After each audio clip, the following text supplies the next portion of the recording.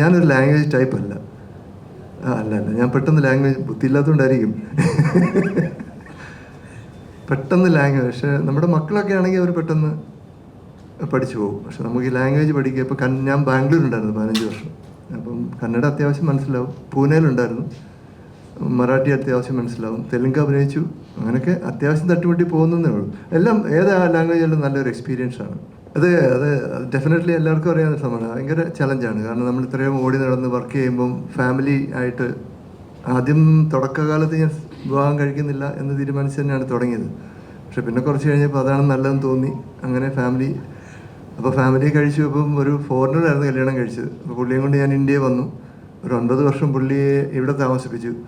അപ്പോൾ ഞാൻ തീരുമാനിച്ചു, ഇനിയും എനിക്കെന്തെങ്കിലും സംഭവിച്ചാൽ ഇവരെന്ത് ചെയ്യും.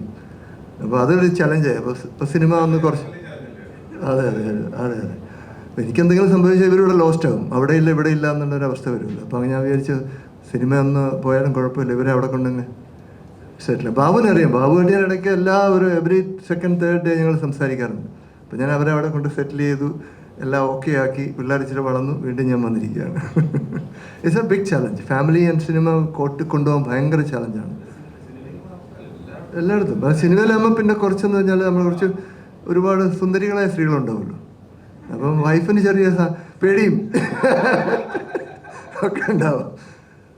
നമ്മൾ ചെയ്ത വീഡിയോ ഒക്കെ ഇല്ലേ, അത് കണ്ടിട്ട് ഏതോ ഒരു സ്ത്രീ പറഞ്ഞു ഇങ്ങനെ എന്നെ കല്യാണം കഴിക്കാൻ താല്പര്യം ഉണ്ടായിരുന്നൊക്കെ. അവിടുന്ന് ഒരു റെഡ് എന്താണ് ഒരു ഇമോജി, വെള്ളക്കാരിയെന്ന് പറഞ്ഞിട്ട് കാര്യമൊന്നുമില്ല. പെണ്ണ് തന്നെ. അത് നല്ലൊരു എക്സ്പീരിയൻസ് ഉണ്ട്. കാരണം അവിടെയുള്ളൊരു രഞ്ജൻ രാമനായക് എന്ന് ഇപ്പോൾ അവിടുത്തെ മിനിസ്റ്ററാണ്, പുള്ളിയായിരുന്നു അവിടുത്തെ ഹീറോ. അപ്പോൾ പെട്ടെന്നൊരു എനിക്കിങ്ങനെ ഒരു ഓഫർ വന്നു. അപ്പോൾ ഞാൻ വിചാരിച്ചൊരു വെറൈറ്റി ഇരിക്കട്ടെ, വേറൊരു ലാംഗ്വേജ് ചെയ്യാനുള്ള അവസരം. അതുപോലെ പുതിയ പൂന്തന്നലിൻ്റെ സിംഹള ലാംഗ്വേജ് ചെയ്യാൻ എനിക്ക് ഓഫർ വന്നു. പക്ഷേ എനിക്ക് ചെയ്യാൻ പറ്റില്ല. ഡേറ്റിൻ്റെ ആ പടം 5-6 ഭാഷയിലേക്ക് റീമേക്ക് ചെയ്തിരുന്നു. അതിൽ 5 ഭാഷ ഞാൻ അഭിനയിച്ചു. സിംഹളം മിസ്സായിരുന്നു.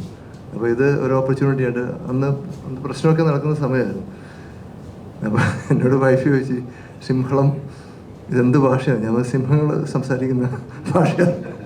പുള്ളി എന്നെ ഓടിച്ചു അങ്ങോട്ട് പോകണ്ട, കാരണം അവിടെ പ്രശ്നങ്ങളായിരുന്നല്ലോ. അപ്പോൾ ഏതൊക്കെയാലും ആ ഭയങ്കര ടെൻഷനുള്ള സമയത്താണ് ഞങ്ങൾ അവിടെ പോയി ഷൂട്ട് ചെയ്തത്. പക്ഷേ സാധാരണ ജനങ്ങളുടെ ഇടയിൽ ആ ഒരു ടെൻഷനൊന്നുമില്ല. ഞങ്ങളുടെ യൂണിറ്റിൽ തന്നെ തമിഴരും സിംഹളരും പല ആൾക്കാർ വർക്ക് ചെയ്യുന്നത്, അവരുടെ തന്നെ യാതൊരു പ്രശ്നമില്ലായിരുന്നു. അതുകൊണ്ട് ഷൂട്ടിങ് നന്നായിട്ട് പോയി. Almost 18 years now. നല്ലൊരു എക്സ്പീരിയൻസ് ആണ്. It's A beautiful country.